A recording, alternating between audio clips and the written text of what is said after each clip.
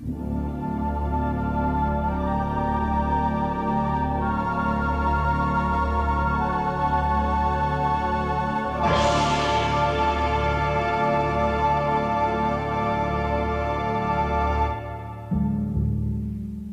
selvas da América do Sul. Será que este é um macaco desconhecido nas florestas do Congo? Quão enorme era essa cobra que se ergueu e encarou um helicóptero em Moçambique? Será que esta pode ser uma espécie desconhecida de felino gigante no Pacífico? Será que este homem viu o lendário dragão da Nova Guiné? Será que o mamute e as criaturas supostamente extintas da Era do Gelo realmente desapareceram? Mistérios dos arquivos de Arthur C. Clarke, autor de 2001 e inventor do satélite de comunicações. Agora no Sri Lanka, após uma vida dedicada à ciência, ao espaço e à escrita, ele contempla os mistérios deste e de outros mundos. Mesmo nesta pequena ilha, há relatos de animais estranhos ainda não identificados com certeza. O chacal de chifre e o diabo queimam com seu grito horrendo e estrangulado. Ainda assim, esta selva, mesmo se estendendo até onde a vista alcança, não é nada comparada às florestas que cobrem grande parte da África e da América do Sul. Há espaço para um verdadeiro zoológico cheio de animais desconhecidos por lá. E ao olhar para isso, lembro-me de um enigma proposto por um velho filósofo. Qual é o mais astuto de todos os animais? Aquele que nenhum homem jamais viu.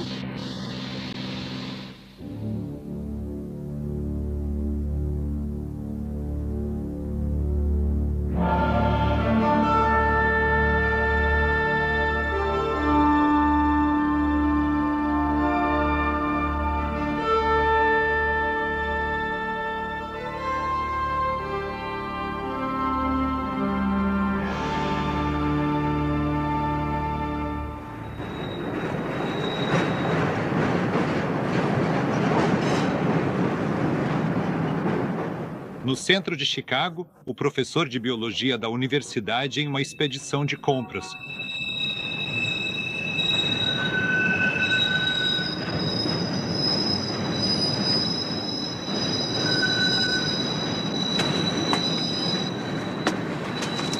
O que é tudo isso? Você tem? Bem, um facão de selva, um canivete de selva, alguns suprimentos médicos para os trópicos e uma mochila. E para onde você vai com isso? Bom, você pode não acreditar nisso. Estamos indo para a África procurar dinossauros. Pois é no Congo que o professor Roy Mackey e seu colega explorador James Powell realmente acreditam, a partir de muitos relatos, que pode existir um dinossauro vivo ou algo parecido. O animal é descrito como sendo do tamanho de um elefante ou pelo menos do tamanho de um hipopótamo. Ele tem uma cabeça e pescoço longos e uma cauda comprida. Ele tem pés parecidos com os de um hipopótamo, mas possui 3 garras em cada um desses pés. Todo tipo de animal que conseguimos imaginar que exista hoje em dia não se encaixa nessa descrição. O mais próximo que chega, por mais incrível que pareça, é de um dinossauro que está extinto há talvez 65 a 70 milhões de anos. Ele realmente tem uma semelhança quase perfeita com certos tipos de dinossauros. Pegada com 3 garras. Ou seja, isso é quase uma marca registrada de certos dinossauros de pescoço longo. O que realmente me levou a isso foi que, em 1976, recebi uma bolsa do Explorers Club de Nova York para estudar crocodilos de floresta tropical no Gabão, que é o país imediatamente a oeste do Congo. E como eu já tinha lido sobre esses relatos, decidi ver se conseguia encontrar alguma informação semelhante. Então, entre os membros da tribo Fang, eu tentei um pequeno teste tipo Frescat. Primeiro, mostrei a eles fotos de 5 animais que são razoavelmente comuns nas florestas do Gabão. Perguntava, reconhece este animal? Ele respondia, claro, é elefante, gorila, leopardo e outros. Esses animais vivem na floresta. Nós os conhecemos. Como teste, mostrei foto de urso. Não há ursos na África, até onde sabemos. Perguntei, conhece o animal? Ele disse: não, nunca vimos. Não vive aqui. Então mostrei para ele. É uma foto de um apatossauro de um livro infantil sobre dinossauros. Eu perguntei: você conhece esse animal? E em várias vilas diferentes, representando pelo menos 2 grupos culturais distintos, eu recebia respostas consistentes. Sim, esse é uma mala. Nós conhecemos esse animal. Ele vive nos lagos profundos, no meio das selvas. Bem, as evidências são fortes o suficiente para indicar que parece haver algum animal estranho nesse Congo. E seria mesmo. Se for um dinossauro, já seria interessante o bastante para nos fazer sair de Chicago, das luzes brilhantes, do fantasma do prefeito dali e ir para o Congo. Assim inspirada, a expedição de Chicago ao Congo de 1980 se equipa para o desconhecido. Bem, já que o chapéu Ambur funciona, James, acho que vou experimentar esse chapéu de mosquito. Não vai impedir a entrada de nenhum mosquito, mas vamos ver se hoje pelo menos barra os flocos de neve. Ah, isso é ótimo. Original pra feia. Tá fedindo. Mais quente. Não sinto nenhum floco de neve. Então deve funcionar contra os mosquitos também. De algum jeito, não parece igual à foto, né? Bom, isso pode soar meio maluco e depois vamos ver o que aconteceu com eles. Mas lembre-se que até bem recentemente, as pessoas se recusavam a acreditar no gorila das montanhas, no okapi, no dragão de Komodo. Todos eles foram descobertos neste século. Até mesmo os pandas, uma chegada recente. Foi literalmente um pandemônio quando São Francisco deu as boas-vindas totalmente americanas a um verdadeiro VIP. Um panda muito importante. O bebê Sunny é o primeiro panda gigante a ser levado para cativeiro. Ah, agora é a hora do chá com a senhora Ruth Atkins. Durante uma expedição exaustiva na China, ela encontrou Sunny chorando em uma árvore oca. Mas você já viu um panda mais feliz do que esse? O cari foi descartado como uma fantasia dos pigmeus. O gorila das montanhas também, até que os primeiros exemplares foram mortos. Quem acreditaria nas histórias atuais de um assassino de dentes de sabre solto até hoje no mato australiano? Se não tivéssemos evidências em filme de que o feroz tigre da Tasmânia, este é o último conhecido, ainda estava vivo no zoológico de roubar em 1933. Cobras que conseguem engolir um bull parecem coisa de família Robinson, e ficção, exceto que temos testemunhas oculares e até fotografias. Esta anaconda gigante foi morta no Amazonas. Segundo o Jornal do Rio, ela tinha 40 metros de comprimento. Esta aqui foi abatida nas margens do rio Mogaiaçu, no interior do Brasil. Quando essa cobra, supostamente com 35 metros de comprimento, saiu do rio Opok, a milícia foi chamada para metralhá-la. Mas foi na África, no Congo, que um exemplar indiscutivelmente monstruoso apareceu para confrontar este piloto de helicóptero belga, M. Van Leera, quando ele voltava de uma missão em 1959. Como tínhamos uma câmera a bordo, decidi fazer várias passagens sobre o buraco onde a cobra estava, para permitir que o homem tirasse uma foto dela. E certamente fiz entre 4 e 6 passagens bem em cima do buraco onde a cobra estava.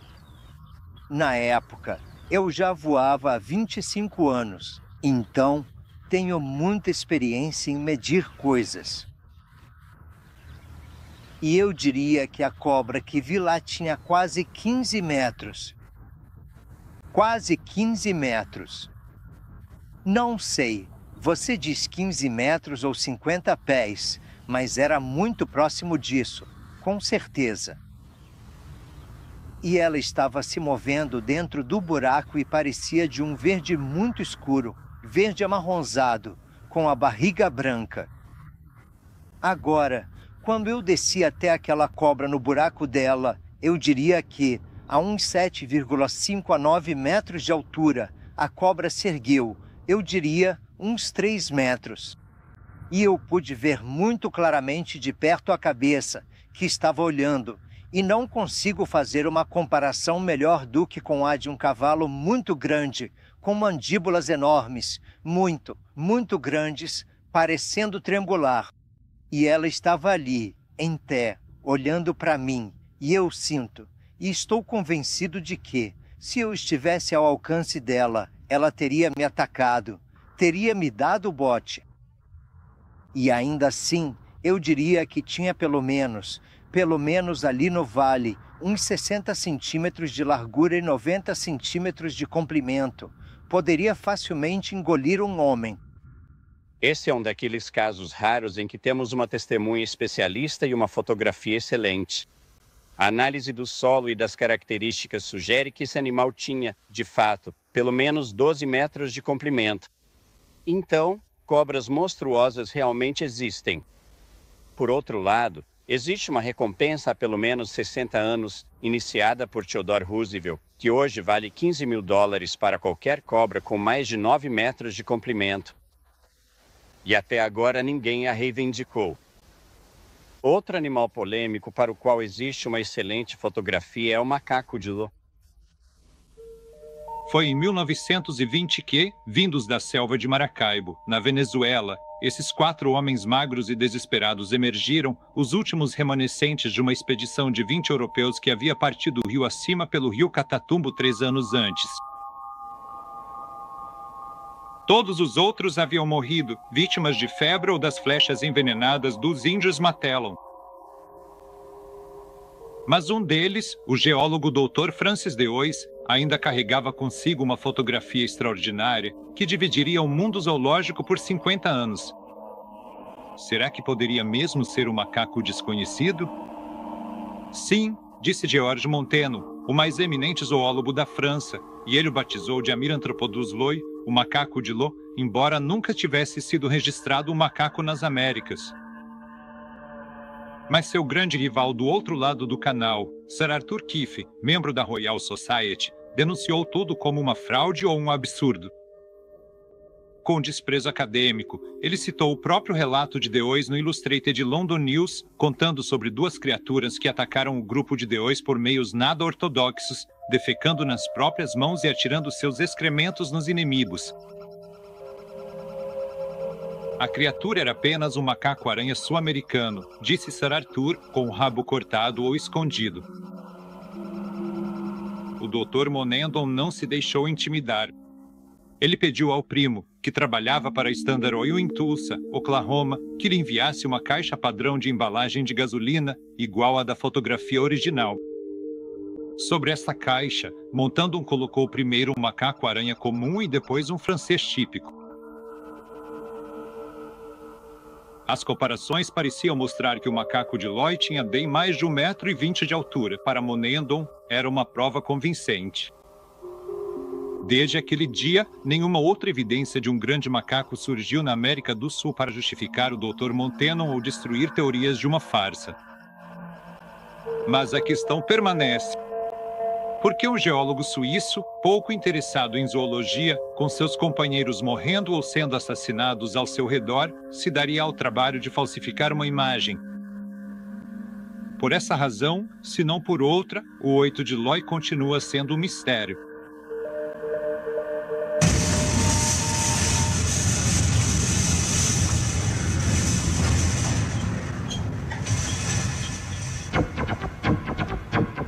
Mas o mistério do guepardo rei.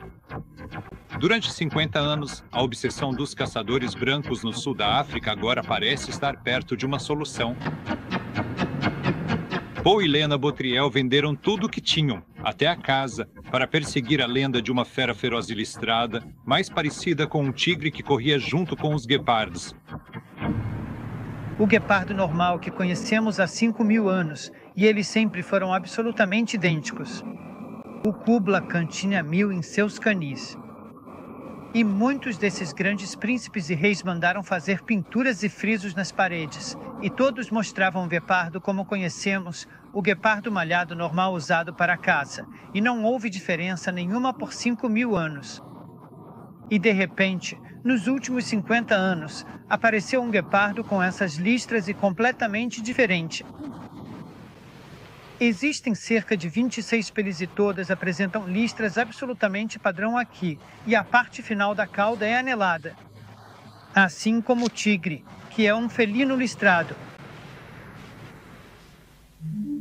Os Botriel alugaram um balão para procurar silenciosamente sobre a mata até que, na fronteira com Moçambique, encurralaram sua presa. E foi finalmente no Parque Kruger que encontramos um guepardo rei vivo, que já estava lá há alguns anos e ninguém realmente sabia sobre ele. Nós o fotografamos e filmamos. Este é o único filme conhecido do guepardo rei listrado correndo aqui, com guepardos comuns de pintas.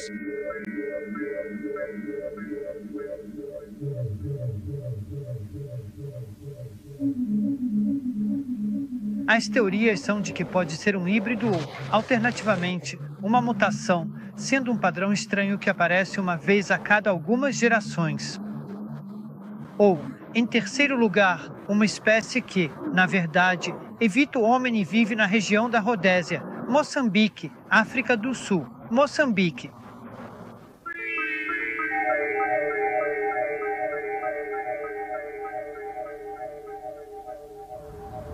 Podemos encontrar uma espécie de animal diferente, não sabemos. Isso é motivo para lutar e tentar conquistar. O que pode ser uma versão BD do lendário dragão da Nova Guiné também foi filmado. Dizem que ele mata cachorros e valabis e pode chegar a 6, 9, até 12 metros de comprimento. Em 1979, um exemplar de quase 2 metros foi abatido perto do rio Fly e o naturalista Ian Redmond decidiu procurar um dragão adulto. Nós estávamos vigiando poços d'água porque o lagarto precisa vir beber água todos os dias e alguns desses poços ficam no leito de um riacho. Então, você fica abaixo do nível do solo da floresta, no leito do riacho, ao lado de uma poça, e um dia estávamos em dois, separados por algumas centenas de metros. Eu estava sentado ao lado de uma poça e outro colega ao lado de outra, e eu já estava ali há várias horas, sem nada acontecer. Era por volta das 10 horas da manhã e eu ouvi esses passos. O chão da floresta estava coberto de muitas folhas secas. Era um barulho suave de folhas secas sendo pisadas. Agora, se você ouve um lagarto se movendo pela floresta, é um som de correria. Não soa como passos. Então pensei que devia ser o outro cara vindo até aqui. Se ele estava brincando e tentando me surpreender, eu não sabia, mas parecia muito furtivo. Então eu estava sentado ali e ouvi isso se aproximando por trás de mim. Obviamente, chega um momento em que você decide que tem que dar uma olhada. Então, quando foi chegando mais perto, pensei, bom, seja pessoa ou animal, vou ver o que é. Levantei devagar e olhei em volta. A uns 3 metros, meus olhos estavam quase no nível do barranco. Havia um tronco e, logo atrás dele, aquela enorme cabeça de lagarto. Agora, eu não conseguia ver o corpo inteiro, mas dava para perceber que a cabeça e os ombros eram muito maiores do que o daquele que tinha sido abatido. Então eu desci para pegar a câmera de novo. Quando fui pegar a câmera, o lagarto se afastou. Mas a busca por outra dessas criaturas misteriosas do mundo ajudou. Com todos os equipamentos mais modernos que a tecnologia japonesa pode fabricar. Esses japoneses estão em Fiordland, no extremo sudoeste da Nova Zelândia, procurando pela maior ave que já existiu. As escavações do Moa, que chegava a 3,6 metros de altura por toda a Ilha Sul, revelaram os ossos enormes do Moa.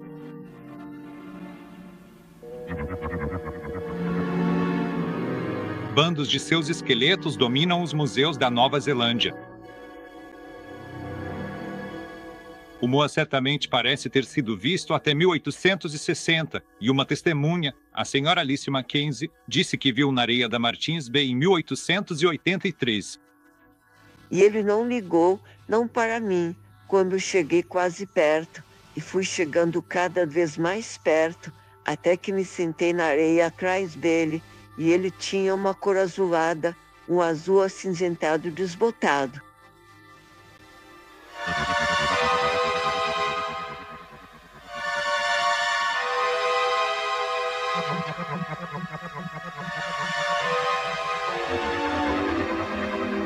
A partir da estrutura dos ossos do pescoço e da cabeça, e com a ajuda de um computador, os japoneses engenhosamente reconstruíram o que acreditam ter sido chamado do Moa.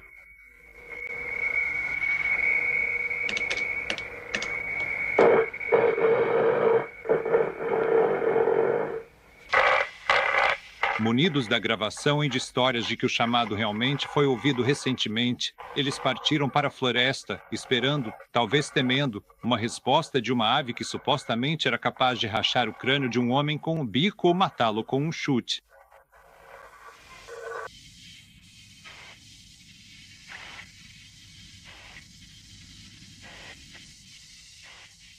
Infelizmente, não houve resposta.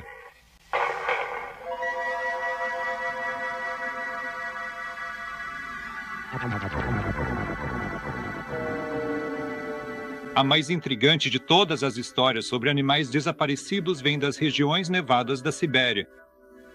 O desaparecimento do grande mamute peludo. O professor Viriog está na trilha do mamute siberiano há 40 anos.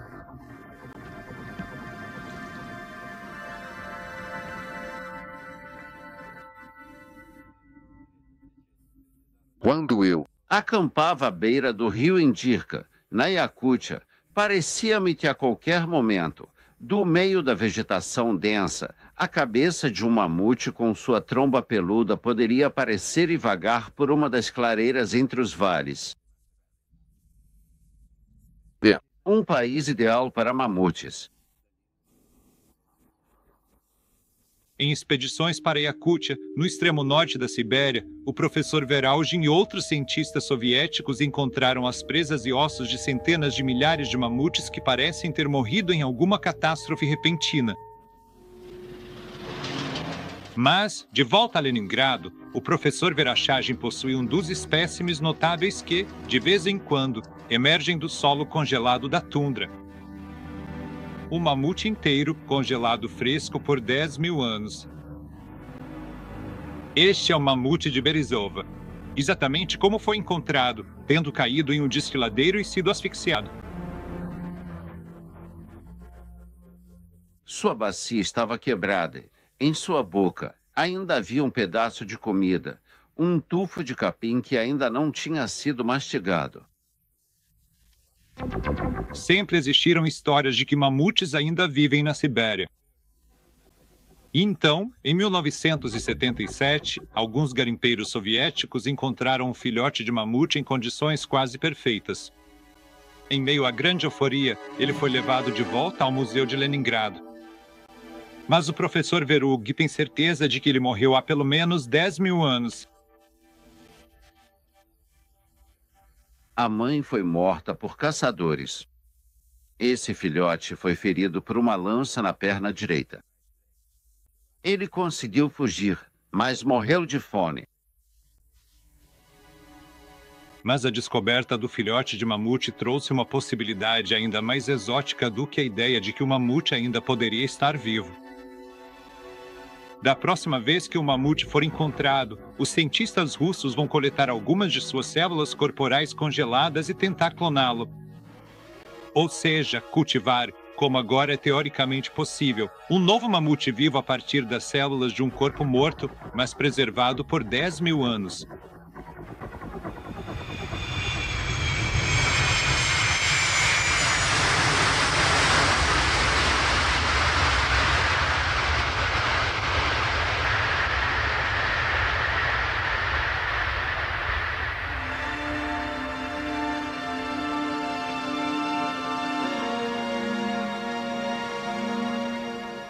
Enquanto isso, na penumbra do inverno do aeroporto Kennedy, os dois destemidos caçadores de dinossauros retornam de sua expedição no Congo. Essa expedição ao Congo foi a coisa mais difícil que já fizemos, mas valeu muito a pena. Foi ao mesmo tempo a melhor e a pior em que já estive. E como foi a pior em termos das dificuldades encontradas, mas foi a mais empolgante nos resultados de todas as coisas africanas em que já participei. Lembro de andar na lama, escorregando no lodo até os tornozelos, às vezes até a cintura. Lembro do cansaço total a cada meia hora. quando você não conseguia mais respirar ar fresco, não conseguia dar mais um passo. Estávamos procurando por testemunhas oculares. Aos poucos, começamos a focar na parte geográfica dessa área onde as testemunhas estavam concentradas.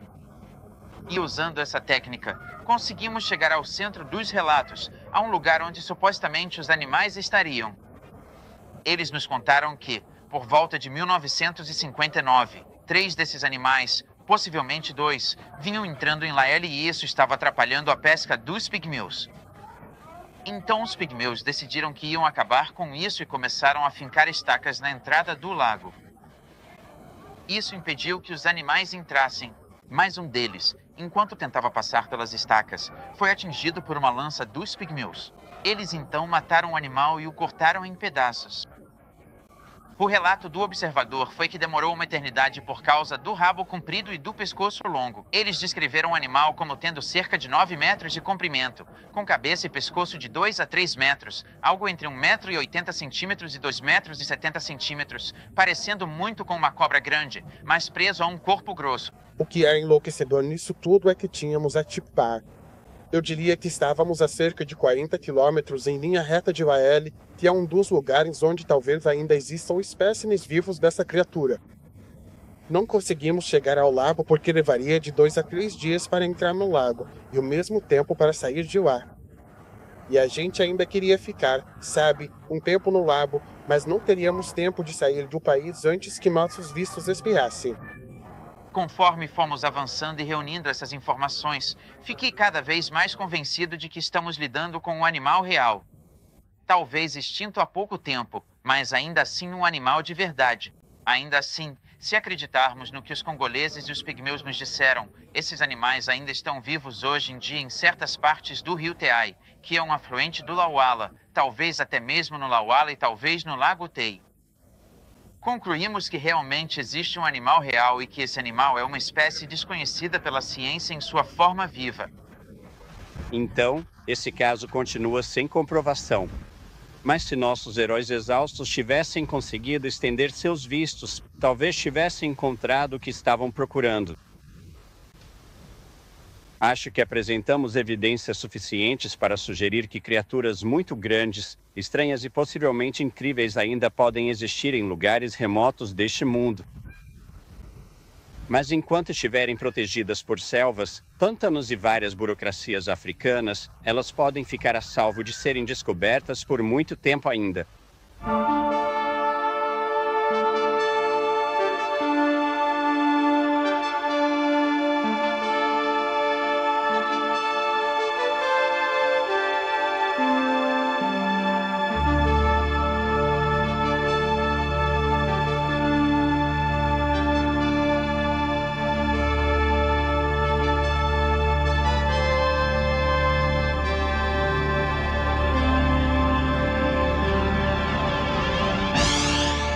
Na próxima semana, a Estrela de Belém e os Canais de Marte.